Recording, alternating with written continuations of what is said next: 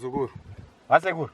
Wauya nezvatakataurirana. Hongo vasekuru, ndauya. Pfeka chidhende muzukuru, pfeka chidhende. Chidhende vasekuru ndo chipi? Pfeka mask muzukuru, kune corona, kune corona. Pakanaka vasekuru. Tipe zvatakataurirana. Ndinazo vasekuru. Ewo.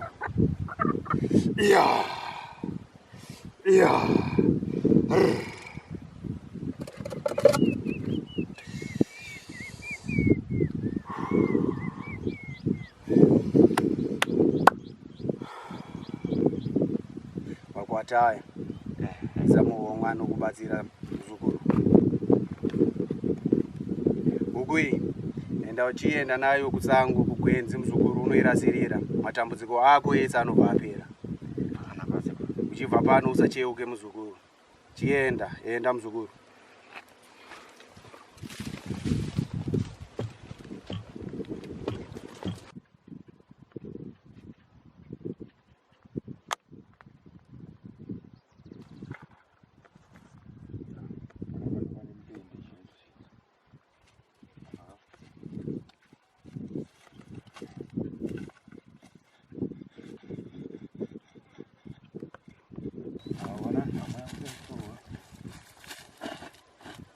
Zane ndaije.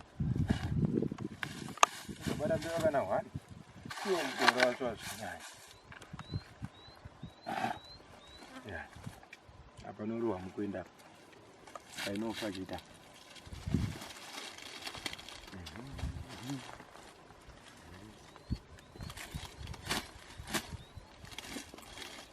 Kaveju mazoezi kana. Timbobato muriwo muiri mutatu kadawo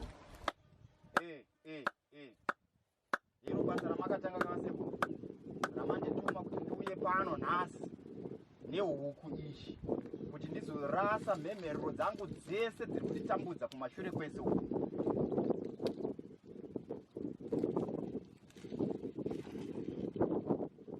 Saka huku iyoyi sezvamataura makati ndikauya ndikasiya pano ndo pasarira mhemherero dzese nenhamo dzandinadzo. Saka ndakuisiya pano nhasi sechisikwa chakaita kuti chitore zvese zviri kuchitambudza izvi handingarambe ndiri wenhamo.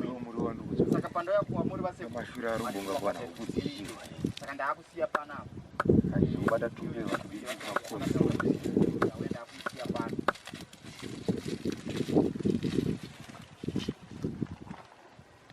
Aiwa kana sekuru. Ndadzisiya pano namudziya iyi. Sezvamareva. Romashura robonga kai. Kurana kudzichiro. Atakuroka. Torasira huku ndichita kazvinoita tumbe vatudiki diki. Chienda huku izvezvi. Ndiri kuda kuti manake vasekuru. Manake kumuzukuru wenyu. Ndodawo kufamba uka ndakagara. Ndigosvika rini kuna sekuru ndichingochema.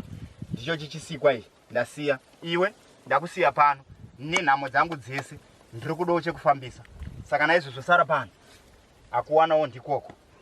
Sara pano nhamo dzangu dzese. Watorawo ameno ikoko. Ndine inazveni.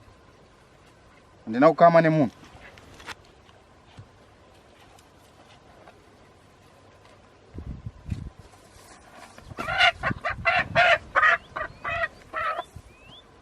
Iwe, mira ipapo, mira ipapo.